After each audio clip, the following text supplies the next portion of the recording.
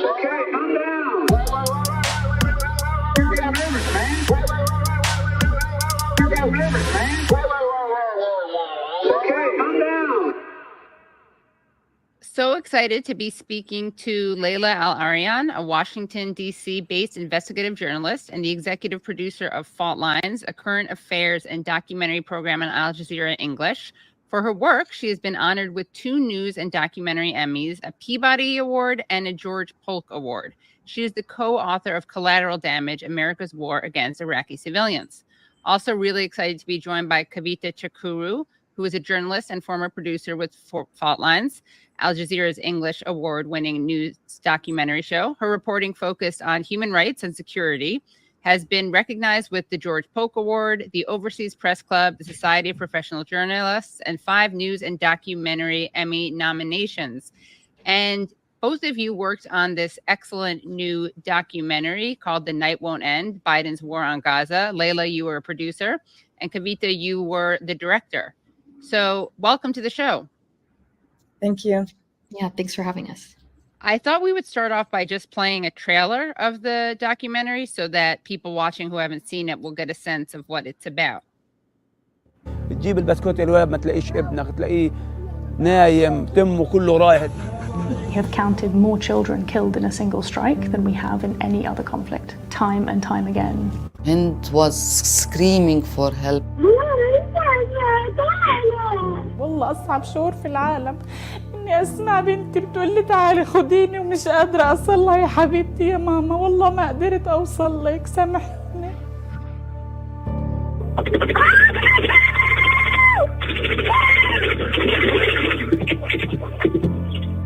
It's very likely that they would have been able to see who was in the car. The US has actual knowledge that war crimes are being committed. Of course we do. And yet we continue to provide the arms that enable these.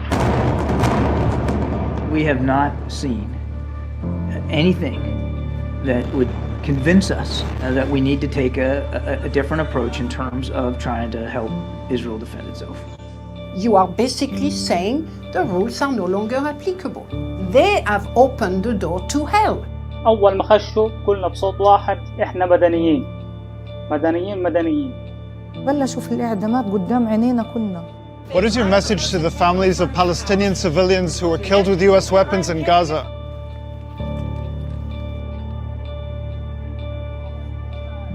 بالذات الليل لما يجي برضاش يخلص. الليل مرعب، الليل يعني خوف، الليل يعني إنك تتذكر هند. مش راضي يخلص الليل.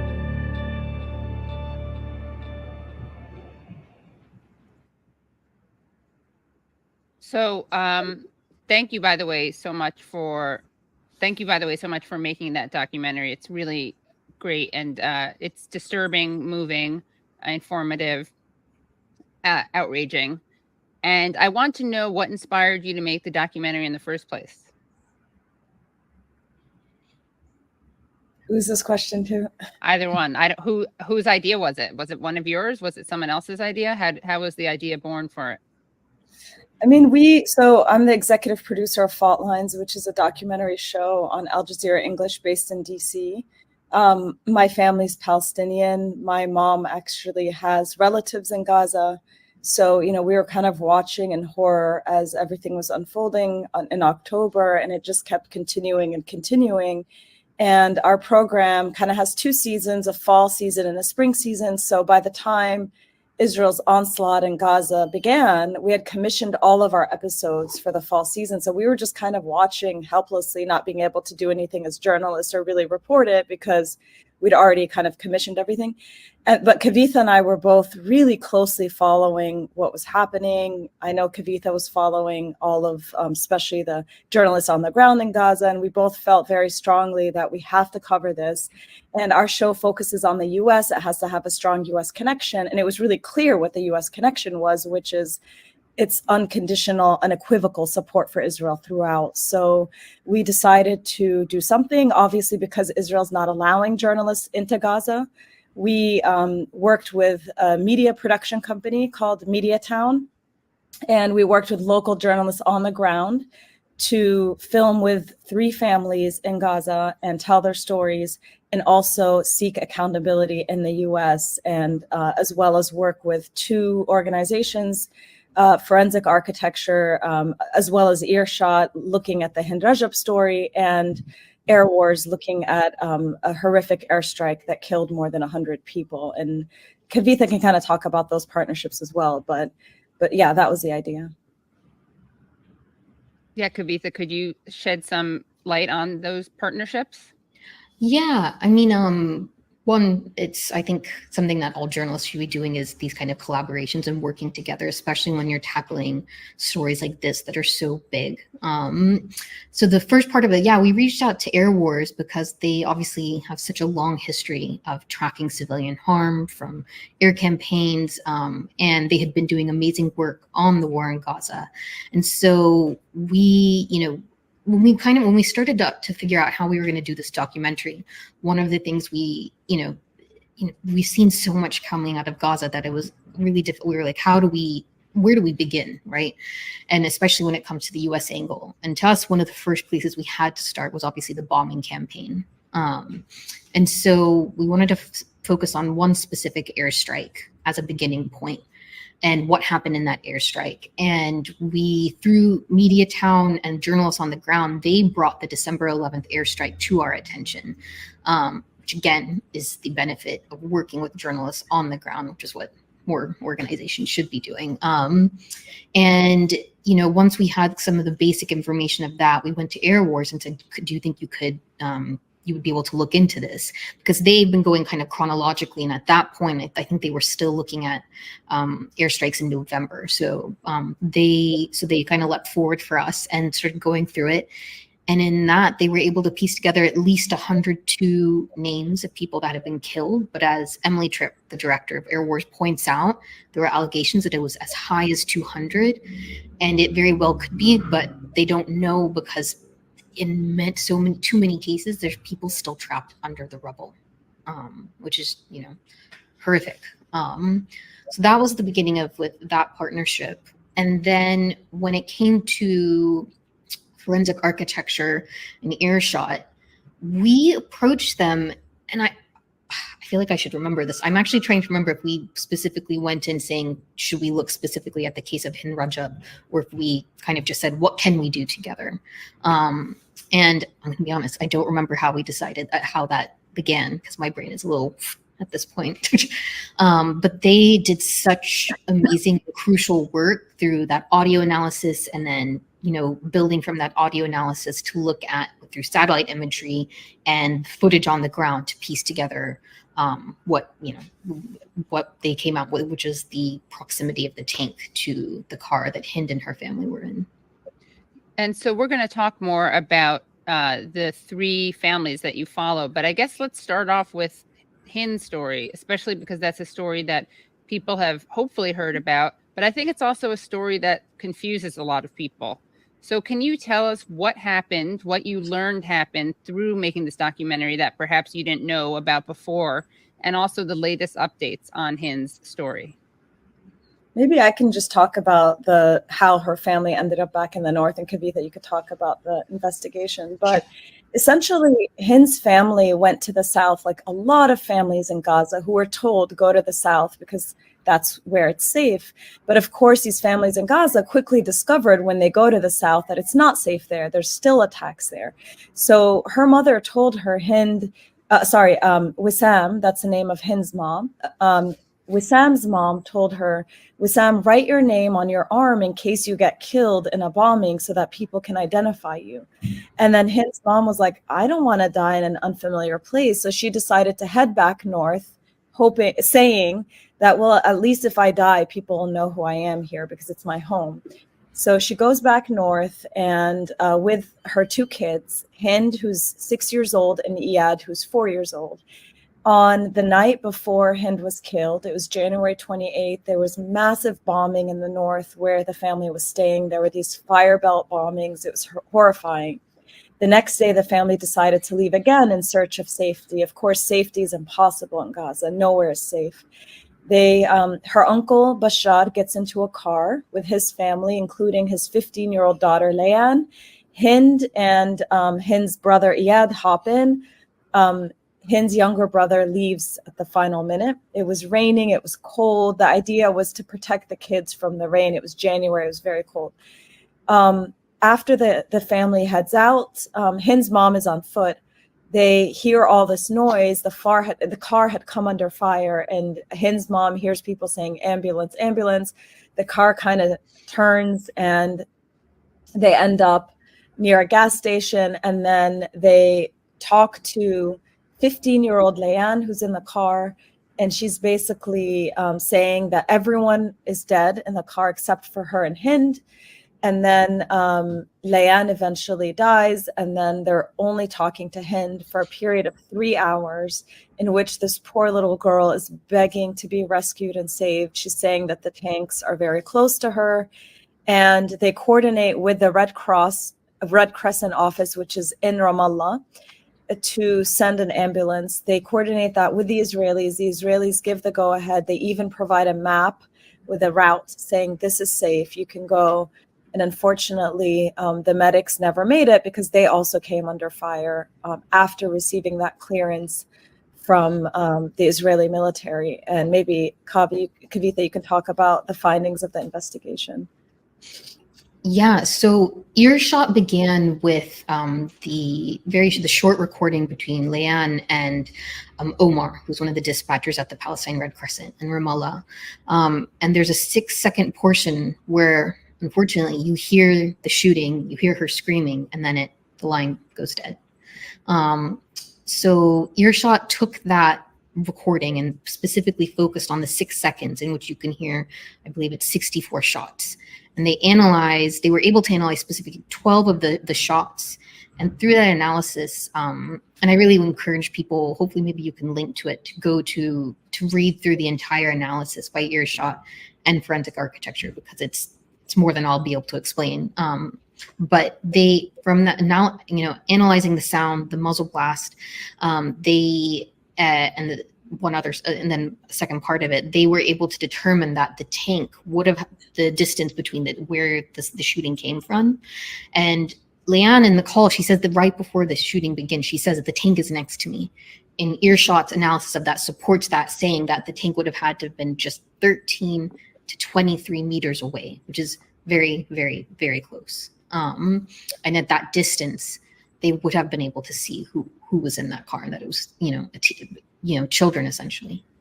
And so these news updates that we've seen recently, I mean, some actually corporate media has been covering these updates. This is based on the same investigations that you guys cite and portray in your film?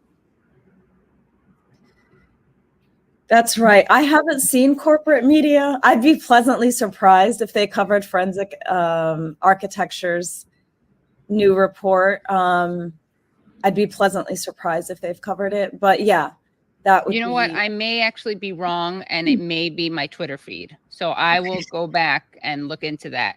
So, but let's say to the extent that it's been covered, and maybe it has just been on Twitter, and I do follow Prem Thacker, who does really great work on this at The Intercept. I may honestly have just been seeing his tweets on it. But that is the same investigation that you guys cite and depict in your film. Okay, so that's really important work. Can you tell us about the other families? I mean, I saw the documentary, so I know about it, but for people who haven't seen it, tell us what you think is the most important about the other families, and also how you found them. Yeah, I mean, the thing about each family is they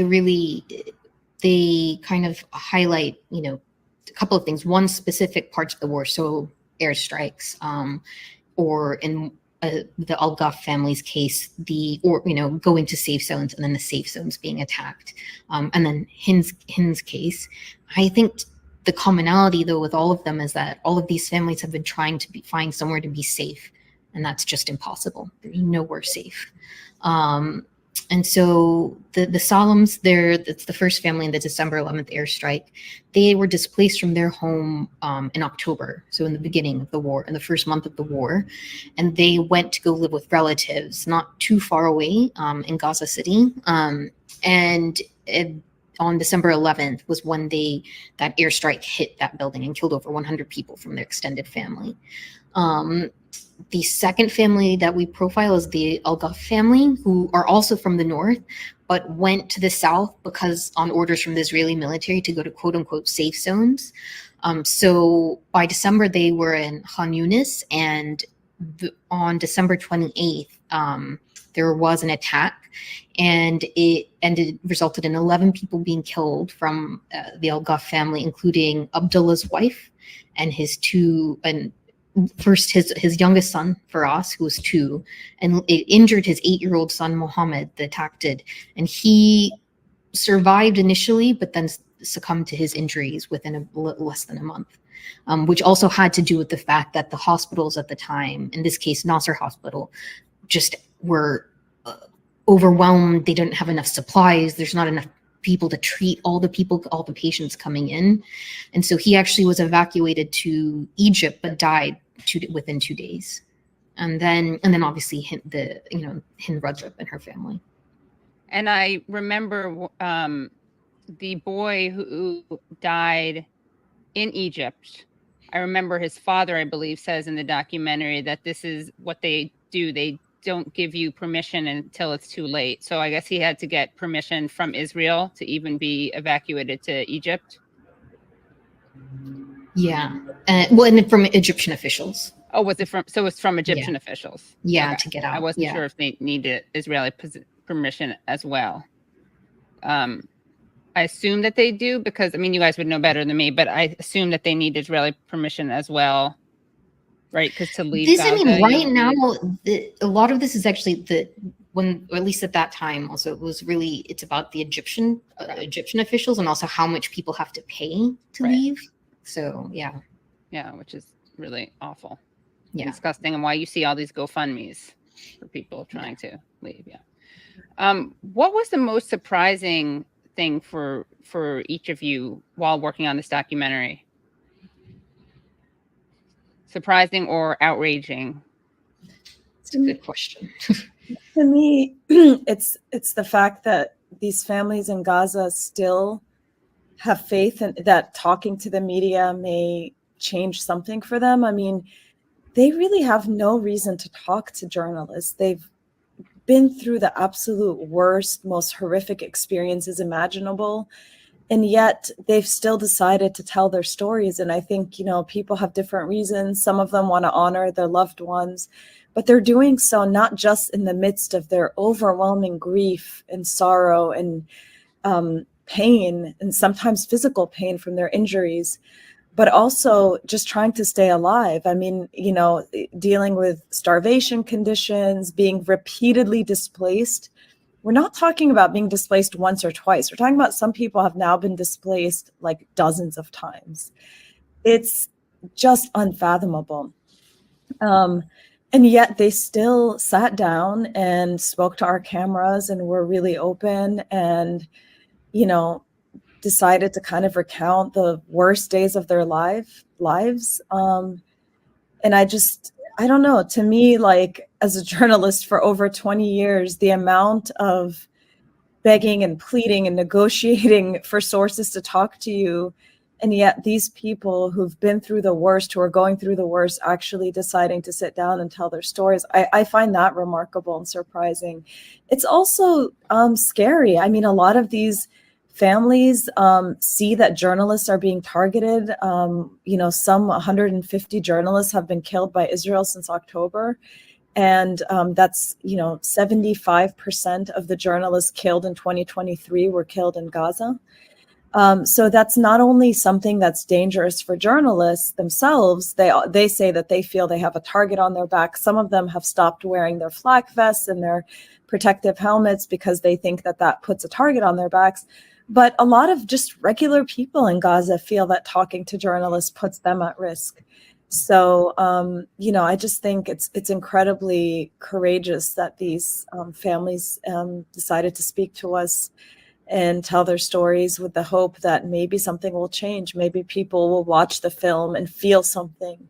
Maybe especially Americans whose tax dollars are funding this will think twice and maybe have some compassion and really question what their government is doing in Gaza. And by the way, I did a search while we were talking. I was paying attention. All I did was put the Hind and recent coverage, and it looks like the only corporate media that covered it, well, I mean, MSN picked it up from Al Jazeera. So I guess they just like, you know, gathered it, aggregated it. It's not from them. And then everything else is like Common Dreams, in the Cradle, an Indian newspaper, the New Arab. So yeah, it has not penetrated mainstream media except for that one MSN or aggregation of it. And what about you, Kavitha, in terms of the most surprising or infuriating?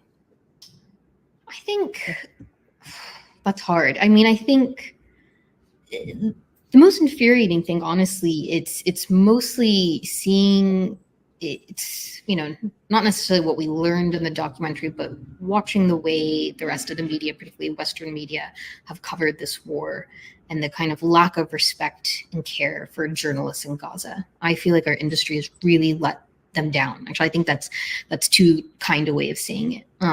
You know, and it's, yeah, I think that's what I find infuriating is seeing, you know, there's always a lot of, you know, people rightly talk about how Israel is not allowing journalists into Gaza. We should be talking about that. And it is horrible because more journalists should be let in.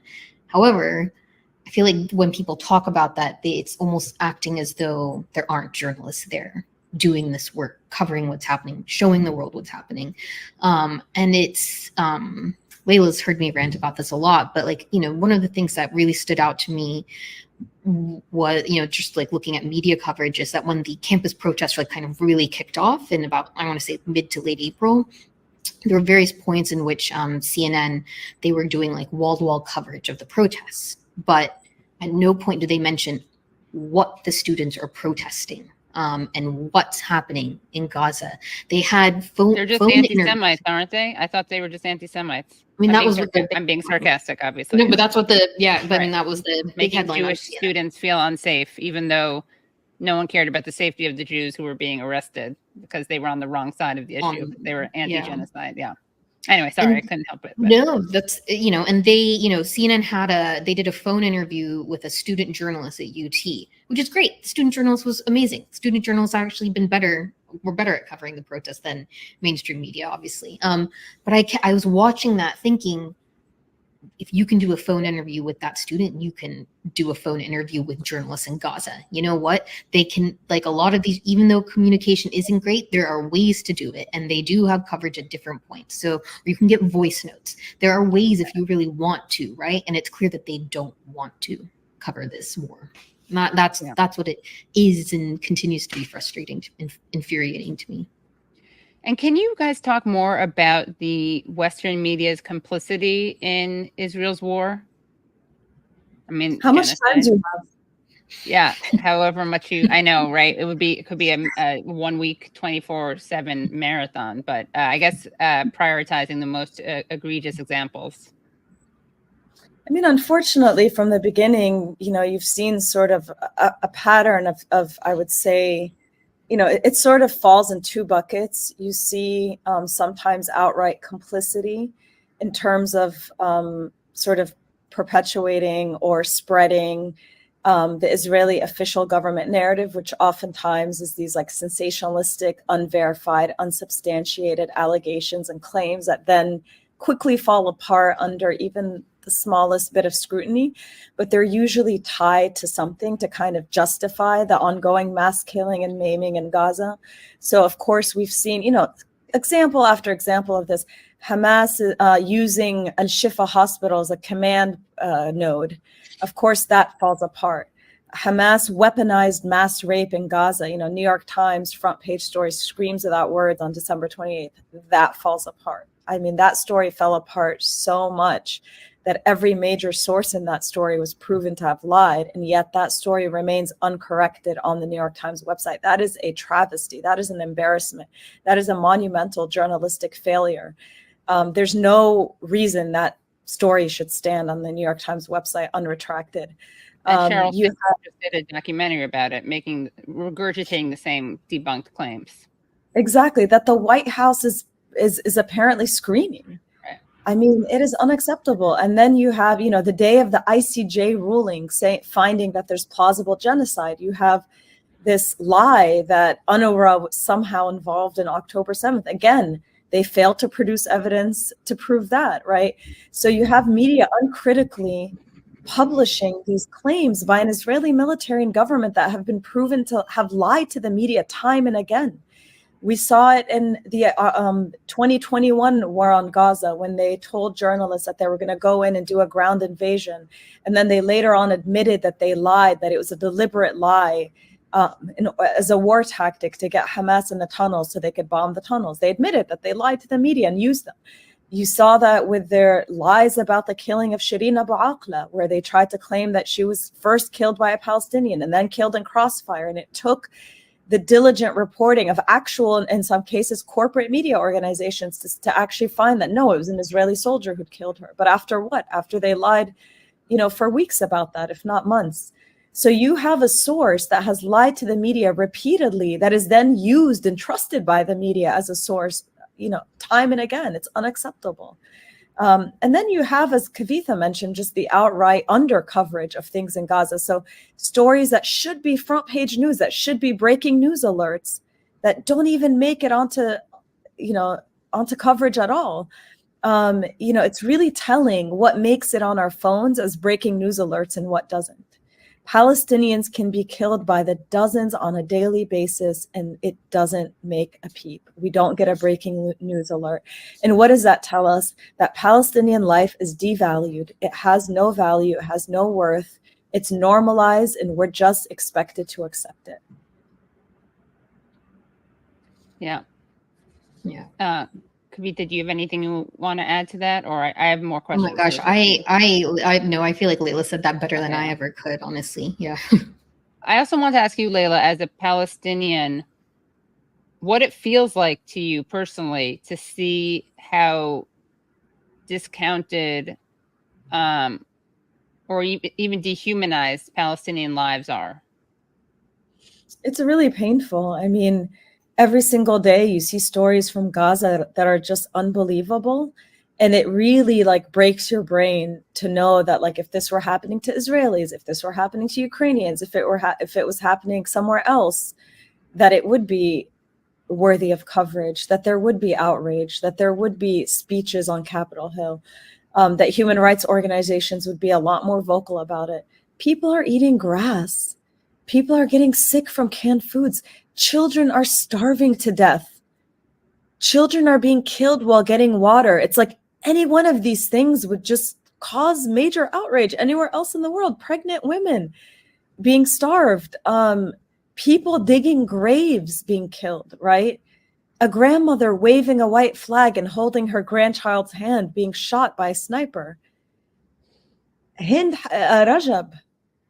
And on and on and on. I mean, it's just maddening. You know, one of the stories that we told, it hasn't left my mind, which is the story of an execution of 11 men in an apartment building in Gaza in December. Kavitha and I, in the course of our reporting, also learned that there were 2 other similar incidents of executions around that same time in Gaza. We weren't able to report it in the piece because we didn't have the time and resources to fully report those executions out. But it's chilling. I mean, what we found in our reporting is that Israeli ground troops came into this building on December 19th, and they separated the men from the women and children, and they beat, abused the people, all of them, including the women, including the children, including the men.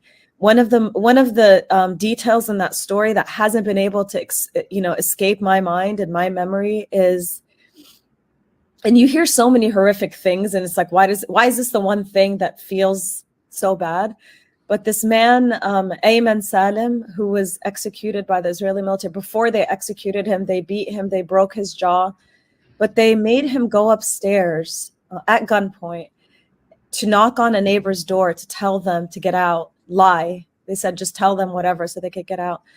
And then after he did that at gunpoint, they threw him down the stairs. And there's just something about that detail of them pushing this man down the stairs in front of his wife and children, breaking his jaw, stripping him down to his boxers along with all the other men, and then shooting them point blank. I mean, it was just horrific. And it just makes you think we don't even know a fraction of what the Israeli military is doing in Gaza. It's not because the amazing and courageous journalists on the ground aren't doing the work. They're doing the work and they're trying to get the story out, but they can only do so much.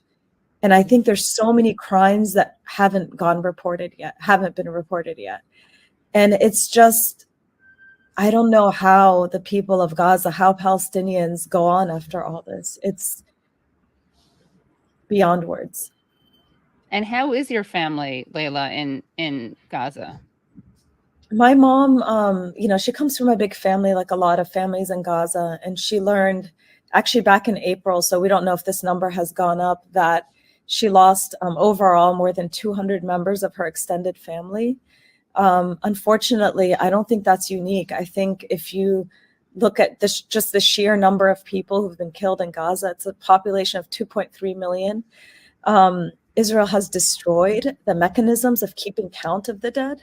So I think the exact numbers are much higher than what's been tallied right now, because they've destroyed the hospital systems, they've destroyed the Ministry of Health, they've destroyed, almost every mechanism of keeping track of the people who've been killed. So, maybe someday we'll know the real number, but I think it's far higher than what we now know.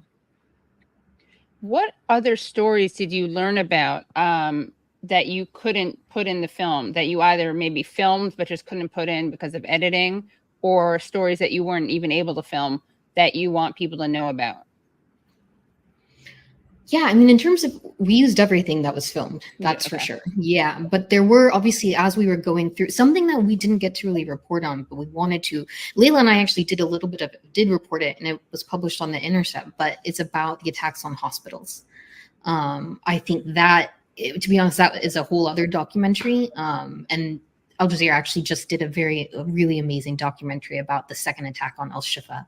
So people should definitely watch that. This story, I still feel like ill when I think about it. But in February, it was mid-February, and so for the 2 weeks preceding this, around late January was when the first evacuation order happened in Khan Yunis, including as well for Nasser Hospital, and for more people to go to Rafah. And for in the 2 weeks after that, leading up to about February 15th, the Israeli military had essentially laid siege to Nasser Hospital. And they were sniping people that were trying to go in and out. There were videos being posted by doctors at the hospital of bodies just laying in the streets outside the hospital because they couldn't go to get those bodies without being shot. And at one point, we saw a journalist who, and by this point, there weren't that many journalists at Nasser Hospital. That had been a place where most of the journalists had been for the past few months, where they were kind of basing their coverage out of. And then a lot of them had to leave. So there were only about 2 or 3 journalists left by February. And one of them was Mohammed Al-Hellu, and he had posted a video. I will never forget this. It was of a young man who had been in the hospital just in the days prior, but he had gone outside and was taken by the military. They sent him back in, and Mohammed had a video of him. He's in the kind of typical white, it looks like PPE, like a PPE suit essentially. And we'd seen images of a lot of Palestinian detainees wearing these.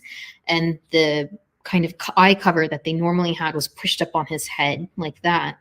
And they had sent him into the hospital to tell people to leave. He left, and then they shot him. I remember that story. And that just, I can't get that out of my head. Yeah. Yeah, the most moral army in the world did that. It was just, that. And the look in his face, his name was Jamal Abu Alola, I believe. And he, the look in his face when he was sent in was... it was deeply haunted. Yeah. Can you talk about the role of the United States. One of the people interviewed in the documentary is Josh Paul, who quit the State Department over the role of the United States. The documentary also refers to the Leahy Law. Can you talk about those laws, or that law, and also just U.S. complicity in this war? Because, of course, sure. the subtitle to your film, right, is The Night Won't End, Biden's War on Gaza. Yeah, I mean, the reason that we call, I feel like, I think I've seen a few people on Twitter being there who are Democratic Biden supporters being upset about that, but I don't know how you argue that it isn't his war. Of course it's his war, it's his legacy. And as we interviewed Akbar Shahid Ahmed from HuffPost, and he talks about, he has a great quote, and he's right, where with a former Israeli official said to him, with one phone call, the U.S. could stop this war. And that's true. Of course it's true. With the amount of support that the U.S. gives Israel, there's no way that they could have prosecuted this war to the level that they have without the support of the United States. There's no question about that. And when it comes to the Leahy Law, it's it was a law proposed by former Senator Patrick Leahy. And the idea of the law is, what it says is that, the U.S. is before the U.S. provides foreign aid, military assistance to foreign militaries, they are supposed to vet those units that receive training or assistance from the U.S. to make sure there aren't any credible allegations of gross violations of human rights. But when it comes to Israel, Ukraine, and Egypt, the U.S., there's a little bit of a reverse. They don't look to see if anything's happened before they give the assistance. They give the assistance, and then, as Josh Paul puts it, they keep an ear out to see if anything's happened. And when it comes to Israel specifically, and Josh Paul, a number of people have said this, including Patrick Leahy, that the U.S. has never actually enforced the Leahy Law when it comes to Israel. And, that's anytime, whether it's this kind of situation or any different ones, where if there is a crime that's been committed and the people that commit it are never held accountable, then you've got impunity. And once you've got impunity in a system, then it's just all bets are off. I want to know what you guys had to say to the claim that Israel defenders, Israel apologists will put out there, which is Israel's army is the most moral army in the world, and they tell people where they're going to bomb. So if you're killed in a bombing, it's your fault because you didn't listen to them. Tell that to Abdullah Al-Ghaf, who got an instruction from the Israeli military, went to the south, just as he was told, went to Khan Yunis, squeezed into an apartment building with a lot of family members. They went to a place where he couldn't buy food for his children because it wasn't available. They were hungry. And he went out to buy biscuits for his hungry 2-year-old and came back to find his wife and son killed and his daughters injured. Tell that to him. He followed instructions. He did what he was told. They were killed. There are no safe zones. This whole notion that there's safe zones in Gaza is a farce. They know it's a farce. And the statistics bear that out. The studies bear it out. Air Wars' excellent research bears that out. Can you talk about the journalists you dedicate the film to at the end? Yeah, so we dedicated it to Samar Abu Dhaka, Hamza al-Dadu, and Mustafa Thuraya, Samar was killed in December, and Hamza and Mustafa were killed in January. Samar and Hamza were cameramen for Al Jazeera. Mustafa he worked with Mediatown, actually, the production company we worked with. And in Samar's case, he and Wael, the bureau chief, Al Jazeera's bureau chief in Gaza, had gone to cover an airstrike on a school in Khan Yunis. And as soon as they went there, they were attacked again. There was another airstrike. And Wael was able to leave, but Samar couldn't. He was injured and he couldn't move. Paramedics were prevented from going to him. And so he essentially bled out for over 5 hours before he died. Yeah. And Latin maintains that they gave the Israelis our coordinates, that the Israelis knew that journalists were going to cover the aftermath of this airstrike. So similar to Hind Rajab's story, where there was coordination with the Israeli military knew that an ambulance was going to rescue Hind, and yet the ambulance was attacked. It's a similar situation where, they know who people are, and yet they're attacking them. So we really wanted to kind of honor our Al Jazeera colleagues who were killed while on assignment in Gaza, but also all of the journalists in Gaza, the ones who've been killed. As I mentioned, over 100, close to 150 of them. I don't think we have a full tally yet, as well as the journalists who are bravely doing their jobs under the most difficult circumstances imaginable. These journalists, if they were anywhere else in the world, would be hailed as heroes. You would feel the weight of our industry backing them. But unfortunately, in this case, look at what the Pulitzer Prizes did. They couldn't even mention them by name. They just said, to anyone covering the Gaza war, which could literally be someone on Twitter with an egg emoji, if that egg emoji still exists. I don't know. Yeah, and of course, something that we know about Hind's killing is that they killed the rescue workers who attempted to save her. And with Samir, they did that as well, correct? They shot some of the paramedics who tried to save him? Correct. It's so disgusting. So it's not just that they forced him to bleed out over the course of hours, but they actually murdered people trying to do their job and save him. I mean, obviously, it's so incredibly likely that he would have lived if he had received medical attention. I mean, it's so barbaric. And Katie, this is regular practice by the Israeli military. I mean, we just hear about it because he's an Al Jazeera journalist. And even beyond Gaza, in the West Bank, you see time and again ambulances being attacked. You see people, trying to rescue people also being attacked. We saw that with the killing of Shireen Abu Aqla. Anybody who got close to Shireen was fired at. So unfortunately, this is regular practice. And as Kavitha mentioned, when a military is able to operate in this way with impunity, they will keep doing whatever they want to do if they don't face any consequences. And people know that the Biden administration knows exactly what's happening in Gaza and in the West Bank, and they're allowing it. Yeah. I wanted to ask you, Laila, about your own family's experience, speaking of media malpractice, recently being smeared by the media. Can you set that up and tell people what happened?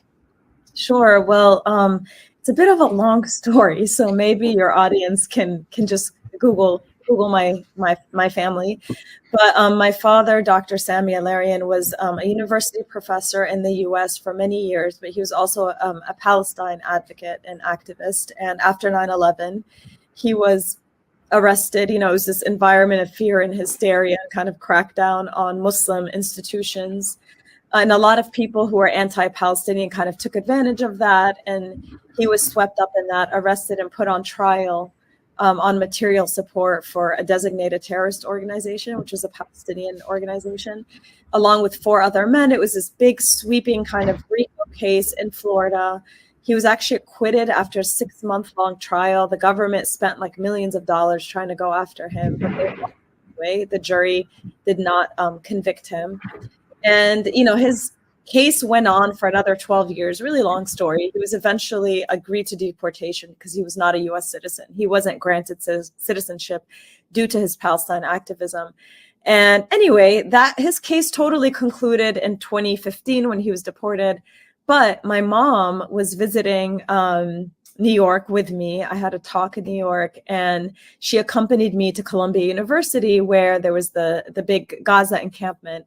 She was really inspired by the students kind of standing up for Palestine. I mentioned she had lost relatives in Gaza already. She has family that's been repeatedly displaced. So she was very much inspired by the students taking action and really showing that they cared about what's happening to people in Gaza. So she visited, and then my father simply tweeted a picture about it. And then this onslaught campaign kind of began of, first it was pro-Israel kind of accounts, just being terrorist wife visits Columbia. But then what's really disturbing is the mayor of New York City used my mom without even naming her, saying, you know, the wife of a terrorist or something like that, to justify the horrific use of, you know, the NYPD going in to break up the takeover of Hamilton Hall, and use that as pretext for that. So, and then the media, including a CBS reporter on Twitter, but also CNN, kind of went with it. And it was just, you know, yet another case of just uncritically reporting what, in this case, the mayor of New York City said. And his implication was that my mother, a 63-year-old grandmother and retired teacher, was somehow training up these students at Columbia. She had nothing to do with the encampment. She merely visited for like an hour. So it was a really disgusting twisting of the facts. And of course, you know, certain media outlets kind of, including the New York Post, by the way, which is especially egregious, in Fox News, and kind of your typical bad actors kind of went with it. Yeah, and that didn't, I mean, that put your family at risk, but it also put all the people at Columbia at risk, because what better way to justify force and potentially lethal force against people occupying Columbia than implying that there was a terrorist wife in there, you know, and potential terrorist, I mean, terrorist herself, right, is the implication also. They know who my mom is. They know that she's, you know, a retired teacher and a grandmother, and that she just visited for a short time. They didn't care about the truth.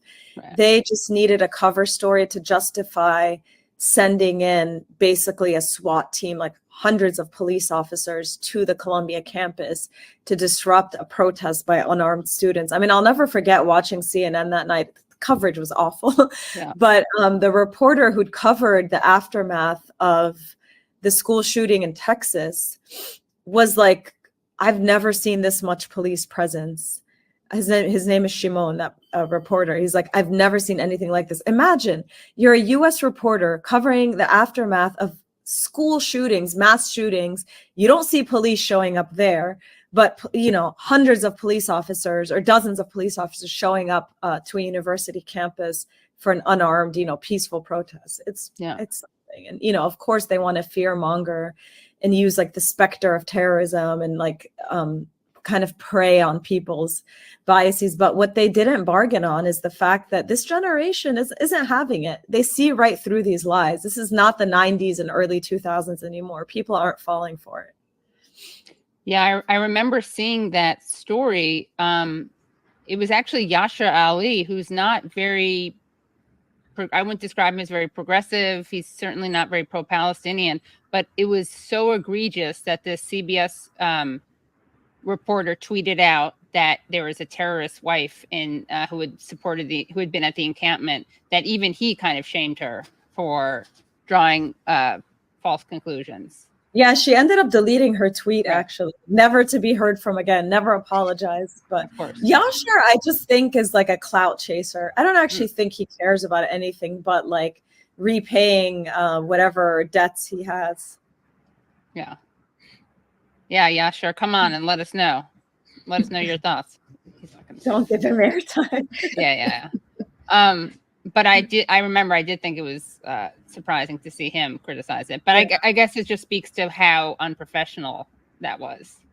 Yeah, but I'll never forget this like horrible moment where Yashar demonized like just university students because like the Hezbollah leader gave a speech. This was like back in October, I think. And then Yashar tweets like, oh, these university students are like to the more extreme than the leader of Hezbollah. I just felt like he was totally fear mongering the students back then, you know. Was it Anderson Cooper on? No, it wasn't Anderson Cooper who did he regurgitate the story about your mom? Oh yeah, no, not my mom. No, not my mom. My mom, it was Laura Coates, who I think was filling in for Abby Phillips, like regular prime also time terrible on this. It was just like one segment that she did, and then I think never again. But yeah, people definitely saw it and recorded it. And what is it that Anderson Cooper had done? Because you seem to think I was talking about something else. He was egregious that night. He was repeating this outside agitator. Right, that's what it was. So he didn't mention my mom, but he kept repeating the outside agitator trope. And what was amazing, Kavitha mentioned earlier, they had phonos with students. the student journalists, like if you were listening to the Columbia radio show, they were like, no, these are all students that we know. I mean, they were doing like fact-based reporting, actual journalism. And Anderson Cooper and like the kind of network folks were just speculating, regurgitating like the mayor's talking points, the NYPD talking points. I mean, it was not journalistic in any way. Right. And then the mayor was asked, and he couldn't provide a single example of an outside agitator. And then I also remember there was a police officer who came on, I think Morning Joe, some MSNBC show, and showed an example of like violent chains that people had. And then it was like, oh, these are actually the chains that people lock up their bikes with. Like you that found something like gives out or something. Yeah, exactly. Yeah. Well, what else do you think is important? I mean, what else would you like to touch on during this interview? Because I have so many questions, but you guys have been generous with your time. But just want to know if there's anything you want to make sure we did talk about that you feel like is neglected by the media. I mean, gosh, just the war in general. I feel like they have neglect. It's just, you would think that that this war isn't happening the way that they cover it, or rather don't cover it. Like Laila mentioned, the amount, there's been so few news alerts about it. I remember, I don't think anybody was surprised by this, but I remember when the Met Gala was happening, that was the night that they invaded Rafah. And there was like one news alert, I think, and that was it. Right. But it's just the way that, and this is obviously precedes October 7th, that, when it comes to Palestine, the media, journalists have failed so spectacularly. It really astounds me every single day, honestly. My jaw is usually on the floor at the way that journalists have failed. And I remember just thinking at the beginning, in October, watching some of the coverage, and I just kept thinking, wow, this is Iraq all over again. Right. Yeah. And are there, and what about you, Laila? No, I mean, I would just say, please watch our film, because I think, as Kavitha mentioned, it felt so overwhelming. Like, how do you cover something that's been happening? That's, daily horrors, not just daily horror, but daily horrors in a comprehensive way. And I just think more than anything, we're hoping that the film just gives people even a small glimpse of the horror that's unfolding in Gaza, and hopefully moves them to continue at least bearing witness, because that's the least we can do, is to bear witness and to use whatever platform we have to keep talking about it. Because while the world may have moved on, the people of Gaza are still experiencing, the worst imaginable horror on a daily basis. And we can't allow people to forget that. And speaking of which, do you have any updates from the families you profile in the film? Well, communication in Gaza is extremely challenging. This is actually, I think, one of the most kind of undercovered aspects of all this, because there's this scale of horrors, right? From killing and maiming and children losing their limbs on down to we don't have internet and phone lines.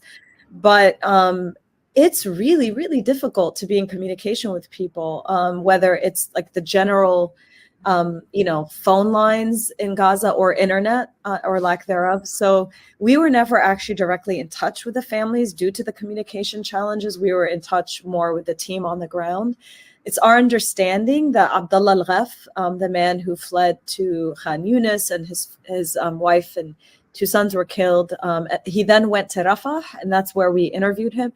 Our understanding is that he's now had to flee Rafah because so many people have fled Rafah. Rafah is now a ghost town. So it's really the way the Israeli military has been functioning is it declares certain places while also continuing attacks elsewhere. But Rafah is basically a ghost town, save, a few thousand people. So he has been displaced yet again. We're not sure about the other families, but we think they may still be in the north, which of course is dealing with intense starvation right now. And can you actually talk about the process, since you weren't there, you were working with journalists on the ground? Would they interview people, then show you the cut? Would you then say, this is great? Can you also ask them about ABC? What was the process of kind of coordinating and collaborating with the journalists there? Yeah, basically what we would do is Laila and I would talk through, what we wanted to ask, and we would, essentially write it up in English. Laila would translate it into Arabic, and then the team would get those questions, and then they would go and ask the family. We would ask them to film certain things, that kind of thing, and then, when they were able to send the footage, which was also very difficult, they had to wait until it was safe enough for them to go up to a roof to get enough of an internet connection to be able to send the footage. And so then they would send that us, we would review it, and for each family it was like two interviews essentially. And so they would go back with our follow-up questions after we were able to go through the first interview. Yeah, even for them, the communications are tough. I remember with the team in the north that filmed with Hind's mom, with Wissam, they couldn't just call her and say, hey, can we come by tomorrow? They would have to actually go to her because she didn't have a connection and see if she had time. And I think when they did the follow-up, they actually she didn't have time that day because it was actually, I think, right before Ramadan started. And then, she was like, you can come back at this point. So then they could go back. But even for them, it's a lot. It's not even just our communications, it's communications on the ground in general. Right. Speaking of media malpractice and bias, I'm curious if you guys have any kind of behind the scenes stories. Maybe you don't want to name names, but kind of the worst things you've experienced, whether that's censorship, pressure not to talk about certain things, killing stories, journalists saying really racist things, just if you could pull back the curtain a little bit on that. For us, we've never had a story killed. That's zero. Yeah.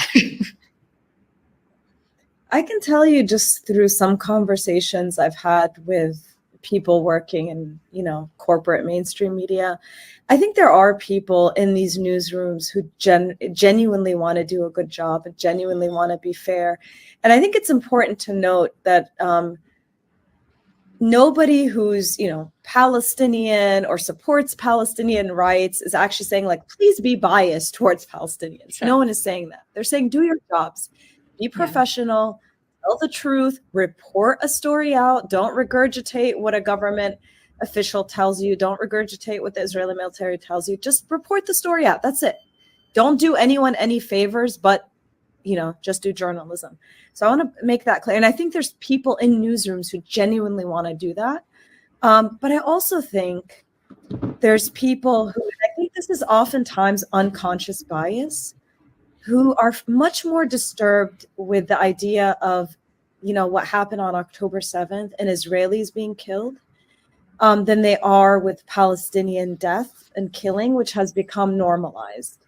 And I think that really comes out in the way that, their journalism is crafted, what stories they choose to tell, the tone and tenor of a story, the placement of a story, whether a story merits a breaking news alert.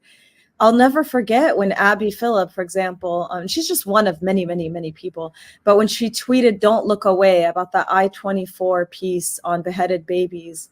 And then there's been 9 months of Palestinian children, at least 15,000 Palestinian children being killed. I just read, that 21,000, as many as 21,000 may be missing as well, in addition to the 15,000 killed. Unfathomable numbers. She's never said, "Don't look away." She's never said this is sad or disturbing, anything comparable. You've seen Anderson Cooper tear up about October 7th, but never showing that same kind of emotion towards, Palestinians being killed. And then I think about this New Yorker article.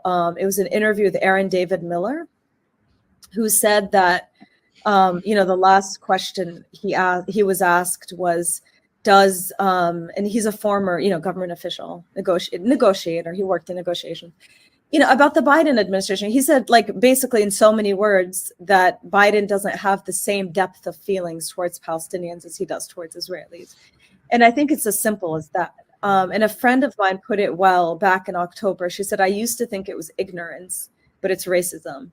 And I think we can't really underestimate how that figures, sort of the hierarchy of life figures into the way that this is all covered. Yeah. And what projects are you guys working on next? We're working on a couple of Gaza-related episodes for our next season. I don't want to say anything more, but they're important stories, and I hope people look out for them. And Kavitha, are you still at Al Jazeera? It sounded like you're I'm freelance. You're freelance now. Okay. Yeah. Can you tell us anything you're working on, or is it also under wraps? I have no idea. Hopefully I can keep covering the war somehow. So yeah. And she's an amazing journalist, so people should hire her. And Laila, want to ask you about your experiences in Palestine and also your family's experience, like what their story is, who was born where, when they left, where they went. Sure. Well, on my mother's side, her mother is from like Jaffa Lid area.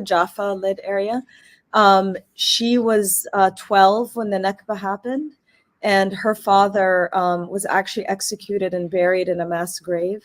So she and her family had to walk all the way from Jaffa to Gaza. And, her memories are just of, it was like a sort of a march of death, honestly, that walk, having just, lost her father. And, now you hear about mass graves, and you hear, to me, one of the most difficult parts of the last 9 months is knowing that everything that's happened in many ways has surpassed the Nakba, just in terms of the numbers of people displaced, the numbers of people killed. That's just been, I think, for a lot of Palestinians, with the kind of intergenerational trauma that we have already, thinking about that has been really hard to wrap our heads around. My mom's father's from Gaza, and he actually was only able to return to Gaza. He was basically had to leave for economic opportunities, because after Israel was created and so many refugees went to Gaza, the economy was basically like non-existent, and people had to leave in order to support their families. So he kind of lived all over the Arab world, didn't have much of a welcome anywhere he went, which is a typical story of Palestinians. But he always knew he wanted to go back to Gaza. It wasn't until he became a US citizen and had a US passport that he was actually able to go to Gaza. That was like a big irony. And this is your mom's father, you said? My mom's father. Yeah. And he was the one executed. No, I'm sorry. That was his father-in-law, I guess, what would have been his father-in-law, who was executed. My mom's grandfather was executed. Okay, so her dad, yeah. So my grandfather moved back to Gaza back in the 2000s, and it was always his dream to move back. And he basically lived through the 2008-9 war, 2012, 2014. And on and on. And then he passed away in 2019 and just lived through these horrific bombardments, his land being destroyed.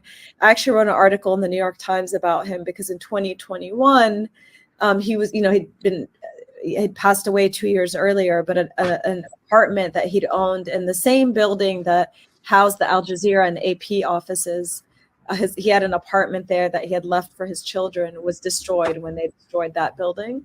So I talked about all the homes that he lost to Israel throughout his life and even in death.